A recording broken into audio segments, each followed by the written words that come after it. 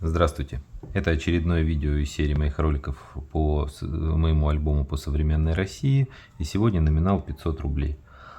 И, к сожалению, без полумиллионника. В данном случае его у меня нет.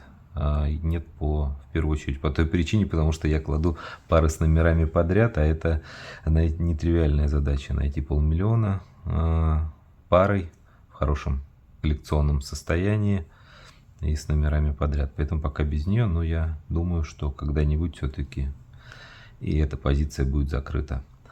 Итак, на первом развороте у меня, как и по предыдущим номиналам, все варианты первых серий. Ну, на самом деле, не все первые по выпускам, там можно отсортировать. Я как уже клал, так они лежат. 97 год, 2001, 2004, 2010. Понятно достаточно. Все понятно и просто. Все является парами между собой, да, по номерам. Что здесь? Ну, если вернуться к каталогу, вернее, разговаривать с использованием книги, то у меня нет, конечно, вот этой экспериментальной серии, отдельно выделяемой по 2001 году «Малая большая» АА, и у меня нет по 2004 году вот этой, как сказать, итоговой последней серии «Большая и малая». Почему-то вот она мимо меня прошла.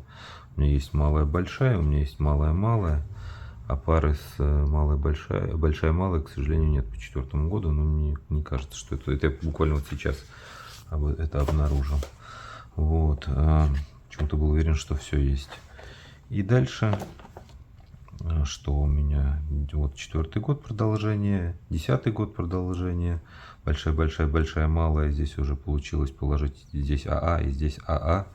И дополнительно вот эта вот выделенная серия, такая, по-разному обсуждалась и говорилось, то ли это ошибка при нумерации, когда использовали вот эту серию, которую традиционно Банк России старается избегать, некоторые неблагозвучные комбинации букв, в частности ЭП. Ну, я тоже обратил внимание, что в каталоге это сейчас уже выделяется как отдельная позиция. Ну, я до каталога еще, собственно, тоже, когда это всплыло и обсуждалось на форумах, тоже решил положить себе такую пару, хотя она не является разновидностью относительно просто большой-большой. Просто вот эта вот серия, она много-много десятков лет, такая комбинация букв не использовалась Банком России, и сейчас, не знаю, дальше будет, и, может быть, они пересмотрели свои подходы, но обсуждалось, в общем. И здесь, вот если посмотреть по 2010 году, она выделена отдельно, на самом деле. Вот. Тоже интересно. Еще вот такая известная история. Достаточно много всплыло и продается вот этих металлографских образцов оборотной стороны банкноты. Тоже положил себе для красоты, заполнить тему. И чуть-чуть упаковочного материала у меня отдельно лежат. Все, что по этому номиналу. Здесь почти все в комплектах корешок пачка.